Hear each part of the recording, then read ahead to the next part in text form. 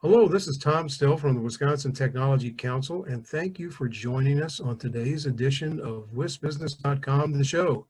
The show is produced in conjunction with the Tech Council and WisBusiness.com, and with the help of our sponsors, BDO, UWM, and Exact Sciences.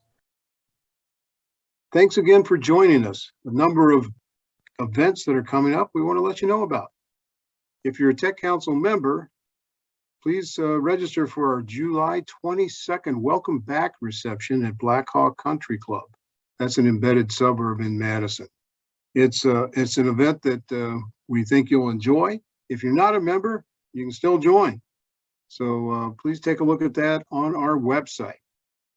We recently published the Wisconsin Portfolio, which is our annual look at investment deals in Wisconsin.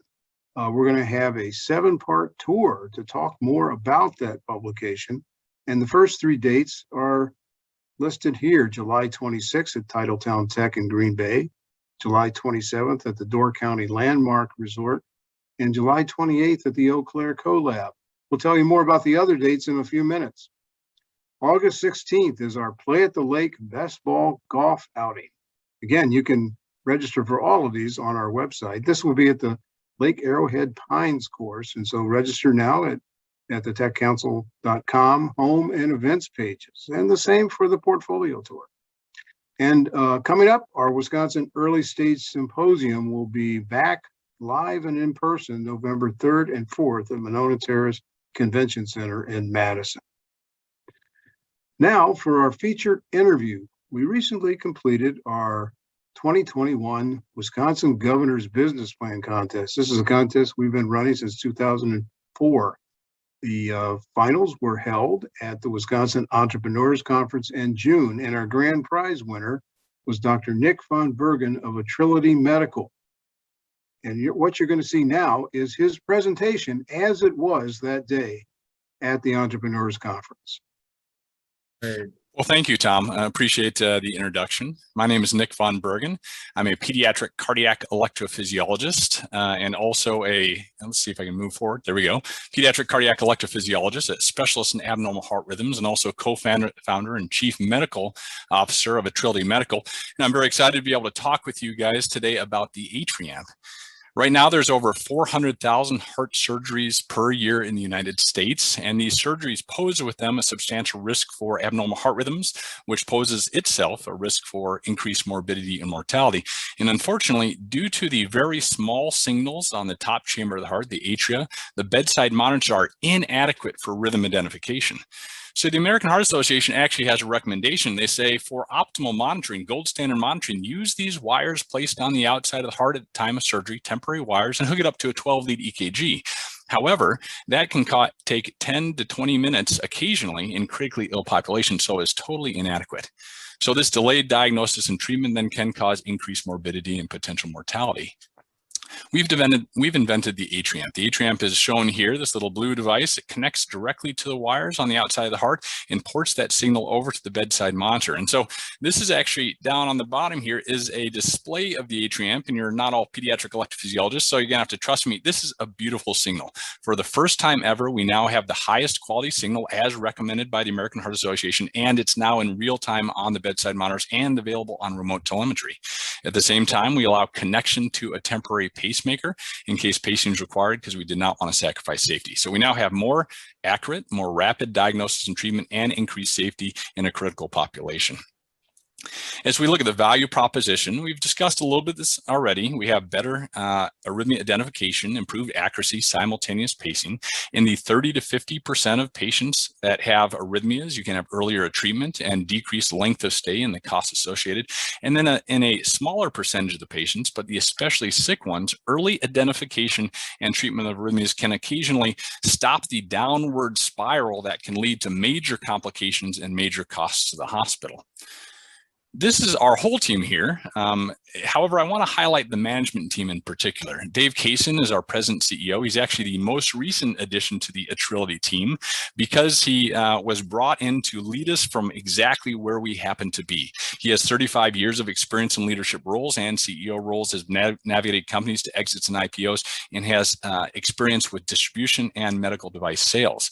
I also want to point out our board members. We've been very deliberate about choosing the board members, in particular the desire to team up with the University of Wisconsin, with the Wharf Ventures and UW Health, because of the desire to get into academic medical centers to make the largest impact in overall health of our patients.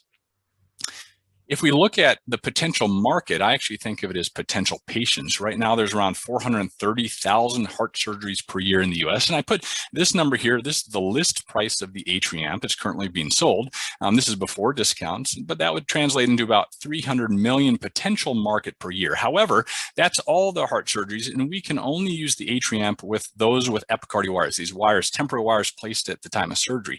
That's about 27%, though this piece of the pie could get a lot larger if the Atri-Amp becomes standard of care.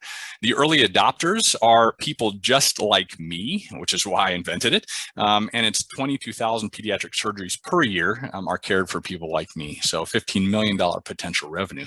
If we move this over to what we think is a very achievable financial projection, you can see in 2021, we actually have revenue, and that's because we are excited that we actually have revenue in 2021. We've had our first sales and repeat sales at University of Wisconsin, and now have had sales at Washington University in St. Louis. And we're very excited for the next couple of months because we've got a lot of interest at major medical centers. Boston, UCLA, Texas are looking at the device with samples and/or tech assessments. Over the next few years after that, we're going to focus on expanding into the pediatric and the adult associated centers with these major academic pediatric centers, and then through 2025, hoping to move out of just the academic centers into adult populations with an estimated revenue about $9.2 million and total revenue with $5.8 million operating profit. We've had a lot of momentum recently. Our intellectual property and patents are with Wharf. We license it through Atrility, excuse me. We FDA approval, recent first sales, interested a lot of centers, and right now are developing a national distribution network. So we're very much ready for launch of a national sales effort.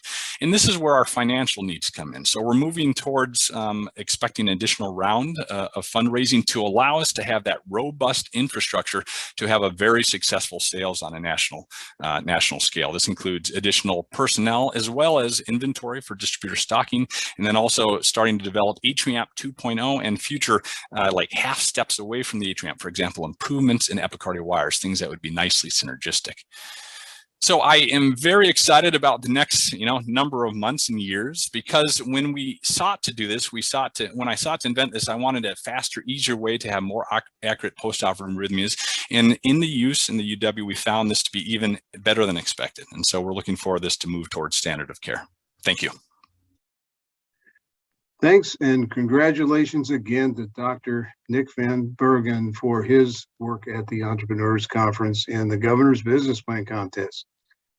I mentioned earlier the Wisconsin Portfolio, our annual publication that takes a look at all types of early stage deals in Wisconsin. There were 485 million in deals in 2020, angel, venture, crowdsourcing, and venture debt.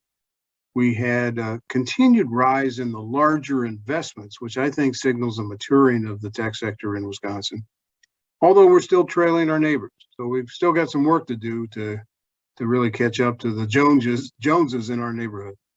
Learn more about this and meet our Wisconsin Tech Council Investor Network Director, Joe Kramer, at one of these events.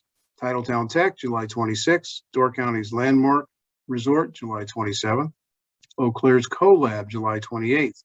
We're going to go to the Beloit's Iron Tech on August 2nd, Madison's Serendipity Labs on August 3rd, Milwaukee's No Studios, August 4th, and the Idea Fund of Lacrosse on August 9th. So lots of opportunities to drop by and learn more, not only about the portfolio, but what you can do as an entrepreneur or investor to make the kind of connections that are really important to you.